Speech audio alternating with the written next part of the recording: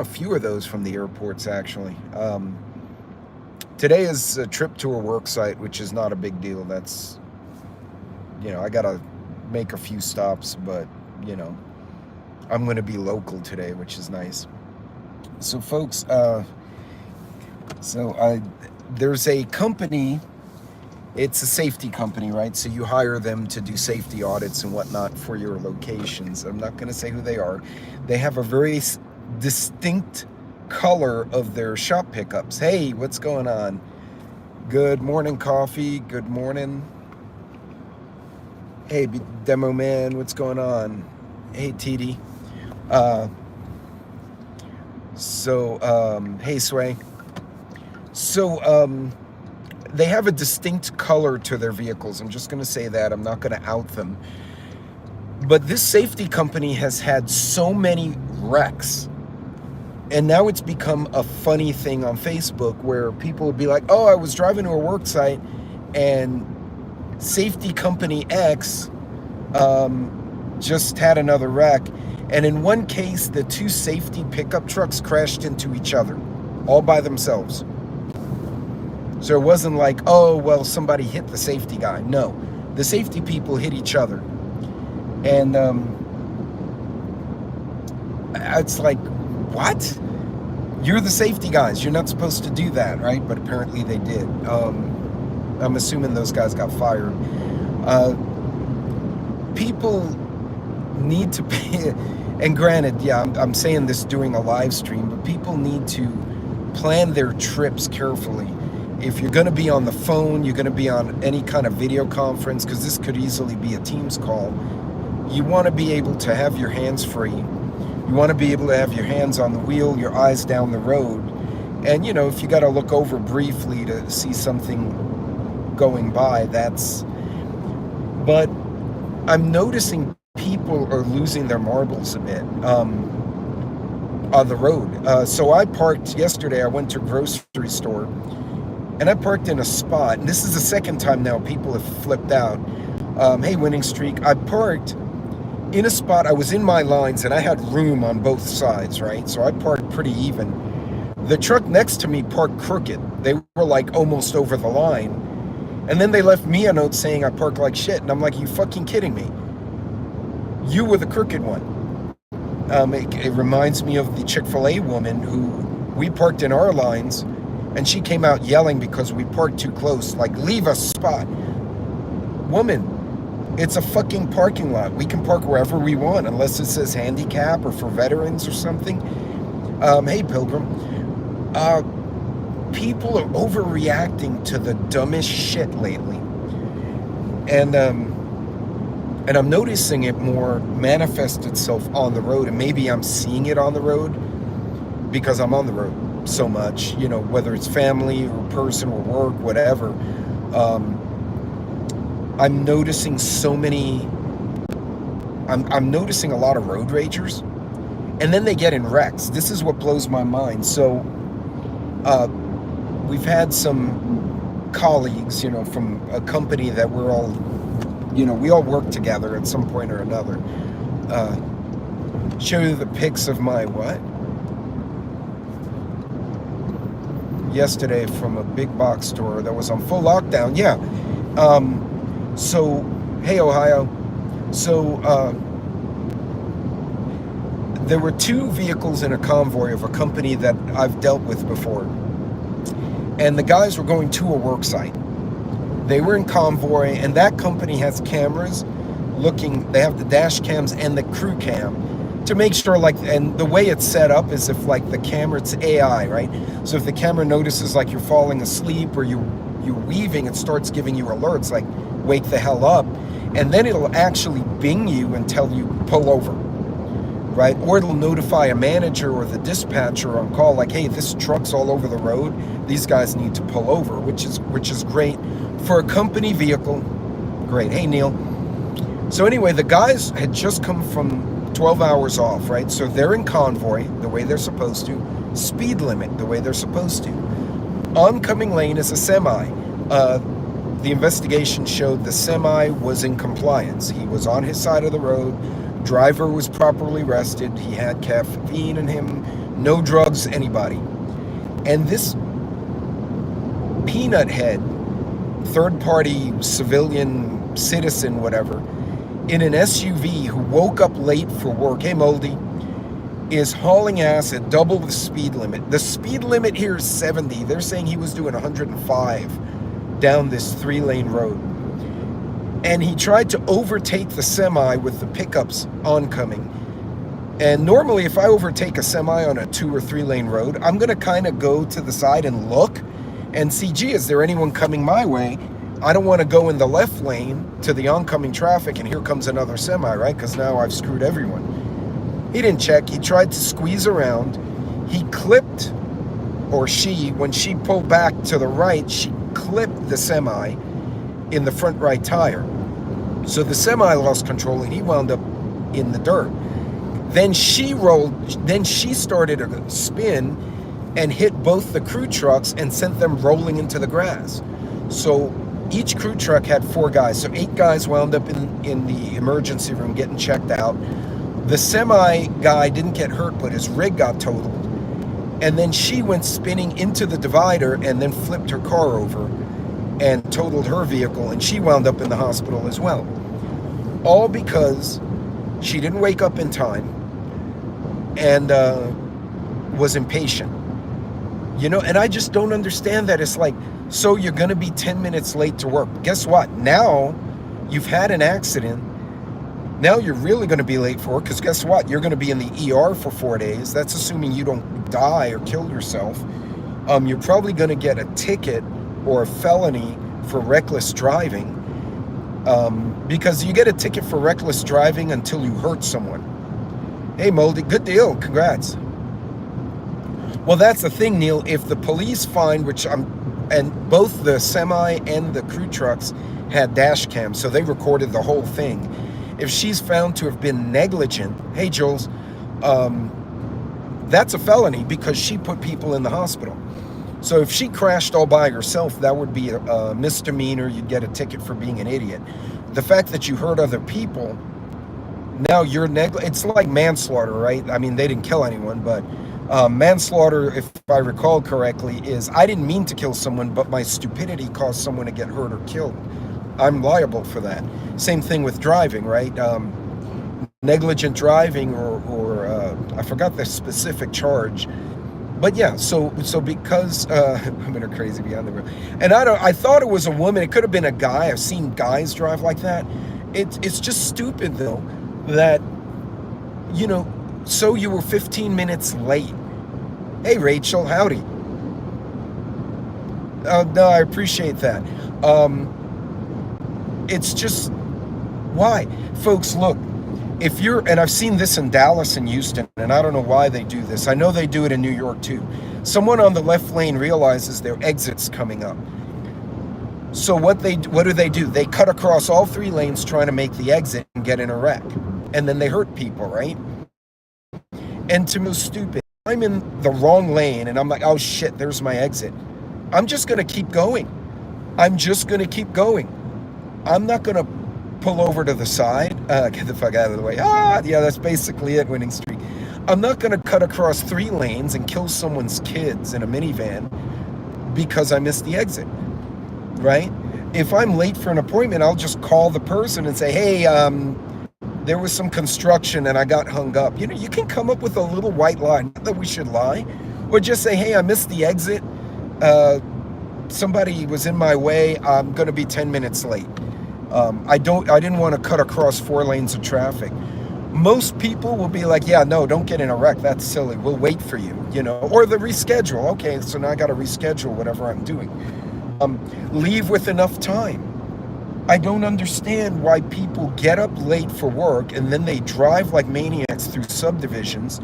They get in a wreck in their own subdivision, which has happened to mine, and they hurt people or tear up vehicles. Living like, oh, well, I was late for work. Well, get the fuck up early. Excuse my French. It's not everyone else's fault and you woke up late. Own it. If you show up late to work, say, hey, I kind of drank too much, or I screwed up, I woke up late. Because they were up watching Prepper now. You know, even Prepper Now would be the first person to tell you, you know, how he says in his deep voice, don't drive stupid. Yeah, be nice. You know, he said, and it's true. By the way, he's a great guy. We've done several videos together, and he's an absolutely awesome dude. And some of the stuff he puts up with in his career is just that he's told me on the side just bores me. But plan your trips, folks. When you get up in the morning, walk around your vehicle. Now you're probably thinking, well, my vehicle's hasn't gone anywhere. Sometimes you get a flat tire. It wasn't somebody did something bad. You may have ran over a nail, your valve failed, whatever. Check your vehicle, make sure it looks like it's running. Being early is on time. Right. Rachel, I'd rather be there 15 minutes early, and if I can't get into whatever waiting room, I'll go get a cup of coffee. I'll hang out. I'll play on Facebook or something, and then I'll be like, okay, now I can go in.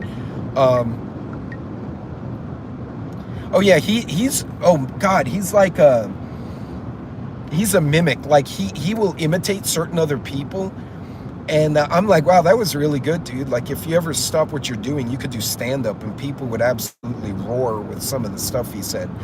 But it's true that you know, wake up early. If you're late, you're late. You know, I've gone on road trips. If I'm visiting family for like a holiday,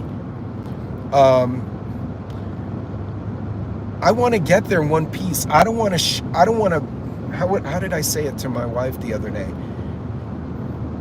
We were driving in really bad weather. Oh, it was this we got caught in a windstorm coming from New Mexico. So it was just dust, right? And the winds were 80 miles an hour hitting us head on. Like it was hurricane strength winds. And so my SUV's doing this, and I'm like, you know what? This sucks. And she's like, well, there's a Pilot's and a Love's up ahead. Let's just pull over and get the hell off the road for a bit. So we did that. We got off the road for about an hour. We took the dogs to go pee in the wind, which they were not happy with. There's another monkey's ass who just cuts people off. You know, people were driving, and they're all over the road. There were so many wrecks because they couldn't see or they lost control. And I told my wife, look, we're going to see the family for Easter. What I don't want to do is we get in a wreck, one of us gets killed, and now every Easter from now until forever is going to be the day dad died or the day mom died because we were impatient. We'll just pull over. And I've told that to my kids. Look, you're coming over for Christmas. Don't get in a rush. If the weather gets bad, get a hotel for the night. If you need some cash, because they're young families, right? They got kids. I remember being a young dad with no money, right? Any of you who had kids know how it is. I'm like, dude, I'll pay for the hotel room and just stay there grab a Holiday Inn or Super 8 or whatever the fuck those things are called. And just pull over. I'd rather you make it here late for Christmas. We'll celebrate Christmas whenever. I don't care. We'll celebrate Christmas in freaking January. Who cares? I'd rather do that than remember Christmas as the day somebody died because we were in a rush when it wasn't necessary. And I look at it, and I know that's a very absolute mentality, but you think about it. You're rushing to some event, you're rushing to some place, and you hurt someone or you get hurt.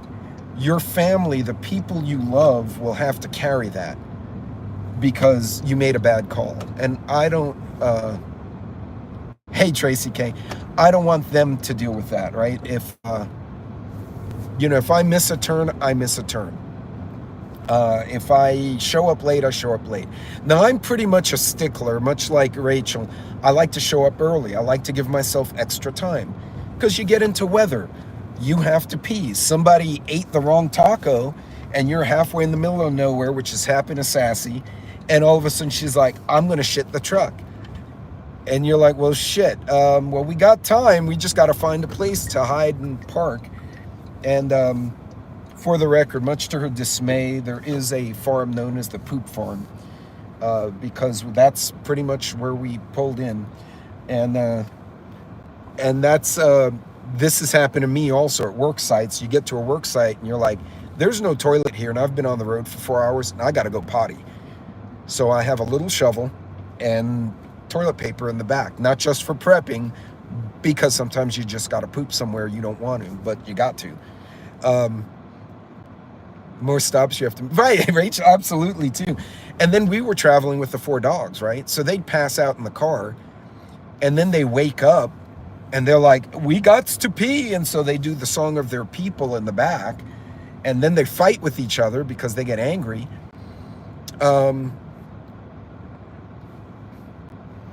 Hey, Watchman, what's going on? North Korea declared war on Ukraine. That's wild. And it's like they're on opposite sides of the world. It's like, good luck with that, buddy. But see, and that's how World War I started, is stupid little countries got in arguments and declared war on each other and pulled everyone else in. But yeah, folks, take your time. Plan out your route, plan out your alternate. Another thing I highly recommend, aside from checking your vehicle, is to check your co-pilot, right? So if you're driving with your spouse or a friend or family, make sure they're in shape to be your travel buddy, right? If they're incoherent or they're not feeling good, that's going to give you a distraction as far as, now I got to worry about this person sick. So, and put it on the wall, stare at that during those videos. Oh, that's hilarious. But plan your trips out. God, I've driven 3,000 miles in under 2 months, and I never left Texas, which just blows my mind. A lot of it was family, like going to and from different cities, but plan it out. And never take for granted that the weather's going to be good. Just because it looks good when you wake up in the morning doesn't mean it's going to be great when you get there. Plan out your trips.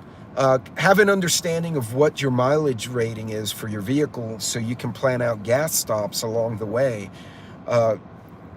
Make sure you have snacks and sodas. I have a cooler I keep in the car. Aside, again, from the prepper concept of having water in my vehicle, if I need a drink, I can pull over at a rest stop, just pull one of my drinks out, and it may not be cold or warm or whatever the right temperature, but it's something to drink. If I'm on a long road trip, I'll keep beef jerky and granola and stuff that's shelf stable in the car. Just a little bag. You know what bags are great? Those little shopping bags you get at like the farmer's market. They're kind of cloth, and we just fill snacks there and dog treats and whatever. Hell no tornadoes. But folks, look, plan out your trips, and when I took the driving school, and it's a corporate driving school, they use the acronym All Good Kids Love Milk, and it was aim high in steering, get the big picture, keep your distance, leave yourself an out, and move your eyes, right?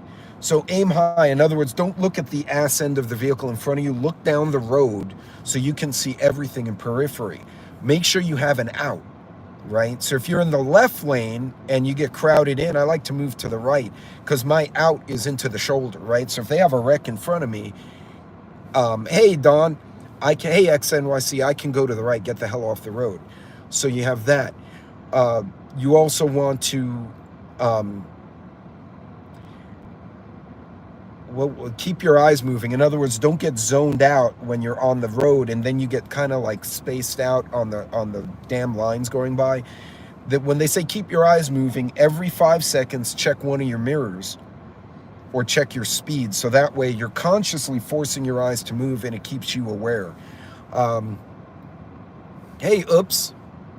Defensive driving courses. Hey, WROL. Yeah, the only time I like to back up, WROL, is when I park.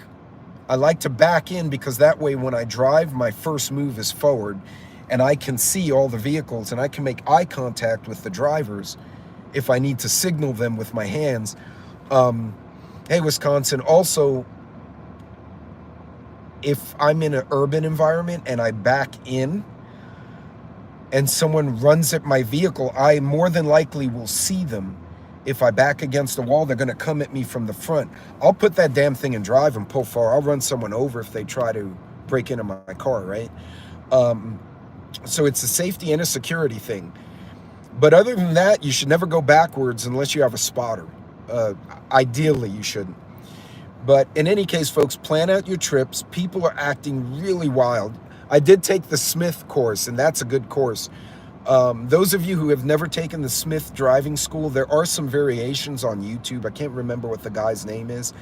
And they give really good instructions and tips. And it's great if you have a young driver, like a teenager, to have them watch it, because it kind of keeps them, it gives them something to think about, as much as teenagers think nowadays. Well, hell, we were stupid teenagers too, shit. But in any case, folks, I'm going to leave you with that one. You guys be good, be safe out there, be careful. Thank you, Winning Streak. And y'all plan your trips. Don't get in a rush. If you get there late, hey, Teresa, just show up late. Who cares? I'd rather deal with the showing up late than I put someone in the hospital, or I put myself in the hospital because I got in a rush, because that's way worse. Y'all be good. Be careful out there. I will see you hopefully later this week. Take care.